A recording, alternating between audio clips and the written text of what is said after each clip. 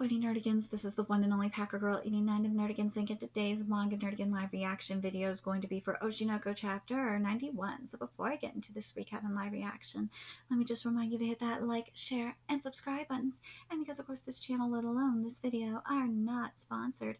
If you love what we're doing and want to help keep this operation alive and kicking so we can keep bringing you more anime and manga content, whether it be news, analysis, or live reactions like this one, feel free to hit up our Cash App and PayPal. Links are in the description box below. So, hopefully this ain't one of my last live reactions for Oshinoko, because financial struggle is killing me. Oh. But last chapter was really powerful and really significant, because something that's been happening in the States for a minute, and I feel like it's happened in Japan as well, is you have women that are abusing their power. Oh yes, because you have the bullshit with believe all women, because everybody lies, let's be real, as well as women abusing the Me Too movement. Oh yes, and all that does is really hurt people that have been through that shit.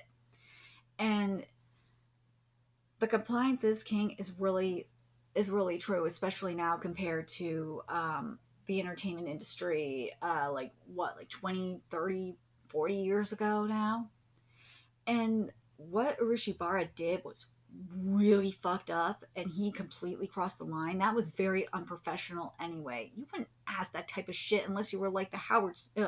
yeah, if you were on Howard Stern, that's one thing. This ain't no Howard Stern shit. Come on. But first of all, you always ask the person you're interviewing what they're not what they're uncomfortable, not comfortable, being asked. But like this shit here, this is common sense. You don't ask her this. You don't ask Maya this kind of shit. Like, well, how much can you really earn from erotic cosplay? Man, that's okay. That's maybe okay. But she said she was uncomfortable being asked that, so maybe it wasn't. Dating your photographer, that is crossing the line. And then having sex while cosplay, yeah, that's fucking crossing the line. I don't blame her for going on Twitter and outing these fuckers. I do not blame her for this shit. The other thing is that the questions, and I said this when I covered chapter 90, what you ask is, and there's plenty of questions you can ask and still be professional, is what she got, how she got into Aro cosplay, the difference between Aro and regular cosplay, and what her favorite cosplay is, and whether it be Aro and regular cosplay, or one of each. I mean, it's not that hard to do. But she blasted Urashibara. I'm glad she did. Oh, he deserved it. He did, and I'm so glad that Yoshizumi called his ass out as well. And what Yoshizumi said near the end of the chapter about how the entertainment industry is as well is very, very true. It is. And it's scary how true that is. It really, really is. Oh, God. But also, Urashibara, you fucked up by not having, backup plans for the cosplay. You did. But anyways, let's get to this chapter and see what Ruby's plan is, because she offered Yoshizumi a plan. Anyways, here we go. According to Ruby's proposal, the cosplay edition goes in an unexpected direction? Alright, let's see. Dig deep, one chance. Up till now in this program, we've dug deep into topics that regular network TV couldn't broadcast. And this chapter is titled Dig Deep, and conducted several interviews which were barely permissible. This time we have a special edition with some exclusive new content. About the scandal, we've issued a written apology at the... Oh, here we go. We've issued a written apology, and at the start of the show, we'll give a proper apology. For the time being, we'll have to stick with uncontroversial topics. And that's Chief Director Momoji. Yeah, you gotta play it safe for a minute. We'll have Urashibara's team step down for a while, and after that, we'll return to the usual rotation. You good with that? Dude, that motherfucker should be fired. Why is he not fired? By the way, this background is everything. But this fucker should be fired. Well, it's not like you've got a choice anyway. Who'll do the apology on air? We can't have the host Sabasan do it. His agency won't allow it. Which agency was it? Hargun? Could we handle it with just some marquee text? That wouldn't work. Excuse me. Could you hear me out for a second? All right, Yoshizumi, let's see what you got here. I see. This proposal is very dig deep one chance. Did you come up with this idea, Yoshizumi? No. The reporter Hoshino-san submitted it to me. She prepared it with director Rushibara and myself in mind. I see. But we'd end up having to call the girl who started the scandal to the studio. You think she'd agree? Yes. Hoshino-san already talked to the guests for this episode about it and even gave us some potential dates. Damn! Well, wow, that reporter girl is good. Oh yeah, she also submitted a proposal when she joined our show. But the risk this time is a bit high. It's fine. It's interesting, so let's try it.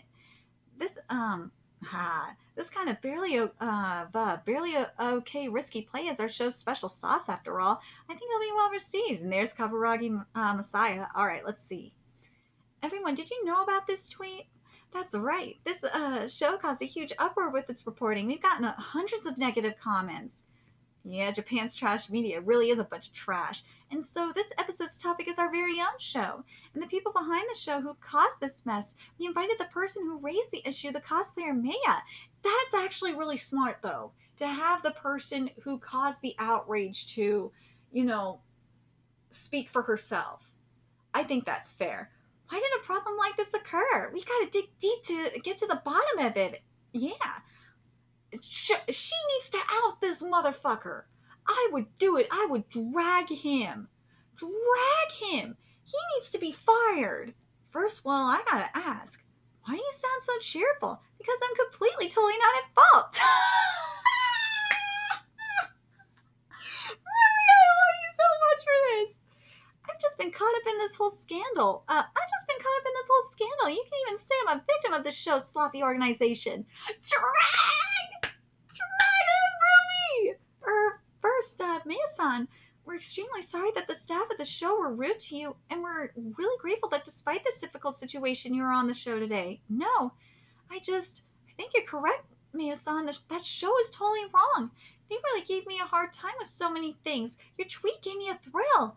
Well, I'm glad to hear that. However, is it really okay to leave it like this? Will the satisfaction from trashing those annoying TV people be enough? With this scandal, the TV people may find it more difficult to deal with cosplayers, and it could end up being a hindrance to those who want to become famous as cosplayers. She's actually right about that. She is. She is, because people will become more hesitant. You see how people in media will walk around. People in the industry have started walking around eggshells. Yeah. See, I know what you're doing here with this. That's not what's okay and what's not okay. If you don't express it clearly, there's no point to this. You won't solve the root of the problem. Exactly. She is 1,000,000,000% right on this. If you really want to bring this problem to light, I think there are things you can't fully express in just one tweet. She is right. You can't express. That's the thing. There's all this. It's the outrage culture for one thing, but she's right. Another example of this is just blaming one person. They're trying. It's the boogeyman syndrome. It's the boogeyman syndrome. They're trying to find a boogeyman with the outrage culture. People don't want to take accountability, but you got to get to the root of the problem. Whether it is mental illness for certain things. Yes, in terms of like why things are going the way they are. Yes, whether it is for like a shooting, for a crime, for whatever. People won't address the root of the problem. They want to find a boogeyman. They want to find something to blame or someone to blame, whether it be an inanimate object or otherwise. But Ruby, you are right. If you really wanted to share your thoughts in your own words on behalf of cosplayers everywhere, I'll follow your lead. I'll show you a good way to do it. Why don't you broadcast these thoughts together with me? Dude, I love this. This is so true. This is exactly right. Aka, your writing is great here. But what should I do? I don't even stream online. How could I? I'm not here to look for an apology. In order for something like this to never happen again, you'll have to investigate the root cause and reform your organization. Exactly! You have to find the root of the problem and figure out a solution to make sure something like this don't happen again. And firing the director is probably one of the right things to do, because this motherfucker is probably gonna do stupid shit like this. Because he's notorious for doing stupid shit, so that's why I'm like, you gotta fire the motherfucker. But in this situation, I'm hoping it's gonna just address which is common sense anyway. Address the boundaries. Anyways, moving along, let's analyze this problem by interviewing those involved in it. We'll start with this, the cosplay copyright conundrum. Oh god, yes. At first, the cosplayers were asked to cosplay as characters from Tokyo Blade, but the plan was changed on short notice. This was a big problem for the cosplayers. Here's the testimony from the director in charge of the episode. At first, I submitted a request for permission to the Tokyo Blade Animation Production Committee through the person in charge of anime within our company. I thought it would surely go through, but when I went to check, we had not received permission. Please say someone tells this motherfucker to make sure to have a backup. Seriously. At that time, we were short-staffed, so we were lacking in both time and attention. The root cause was that we neglected to check.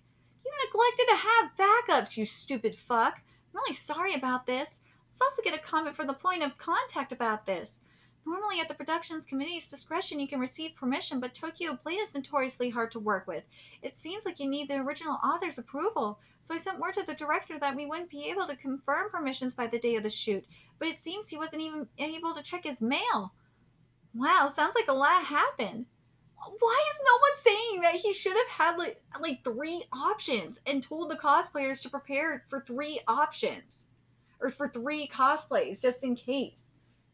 Why? Why is no one saying this? I feel like we're getting a bit off topic here, but why is it so hard to get permission for Tokyo Blade? Now I'm curious, so it's time to dig deep. Hi, I'm Dig Deep reporter Arima Kana. I'm an idol in B Kamachi together with Ruby. Oh god. I'll be look at Aqua, he's like, oh you motherfucker. I'll be doing the reporting in Ruby's place today. Can you guess where I am now? That's right, we're visiting the publisher's office, Shueisha. We're here to talk about this cosplay scandal with the original author of Tokyo Blade, Samijima Abiko-sensei. Oh no! Is this also part of Ruby's plan? Oh god, is it going the way Ruby wants? Dude. Oh, next chapter going to be interesting. But this is great. I love the resolution for this. It's just not firing the director. I like that Maya's getting her say in the situation. I like that the solution is to get to the root of the problem, which is very important, so that this doesn't happen again.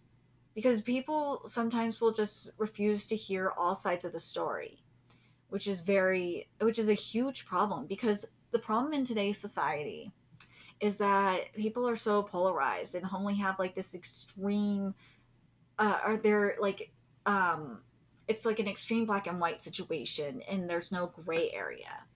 But in this situation, because we know the director is a dickhead and he has a history of this kind of shit, I feel like the director should just be losing his job anyway. He's had a lot of chances. That's my opinion. He has a history of this shit. But I'm curious what you guys think. I don't like people getting fired, but this motherfucker has a history of this shit. He does. So that's a different kind of thing. It's a different situation. But what Ruby is doing and trying to get to the bottom of this and to the root cause of this, so that the viewers understand what's going on, what led to this, I think is very important. But the fact that what's not being addressed is why the director, or why no one said to have multiple options for the cosplay. Why? Why is that not being addressed? That's a huge problem. That's disorganization. Yes, having Why is Tokyo Blade hard to work with? Why not? Like, why? I know having access to the mangaka is great and get to the answer for that, and because people want to know that anyway. But like, there's other problems too. Like, why not have uh multiple titles to work with, or just say fuck it, just say have your original cosplay. Why not? Like, I just don't understand. This really is weird. I don't get it. That's my only complaint about this so far is not mentioning to have backups, because that's like true disorganization. The other thing that I hope that gets addressed is the questioning. Why that kind of questioning? Why not have the question, or there's two things. One, why not, establish boundaries? Why not address like what is appropriate and like not appropriate for questioning, even though those questions were obviously not appropriate. um and then the other thing would be to oh my god, what was the other thing? Oh god, Kitty, you distracted me. Now I lost my train of thought. Right, Kitty. Yeah, obviously the boundaries, and why ask those questions when there are so many other questions that you could ask, because this is unprofessional as fuck.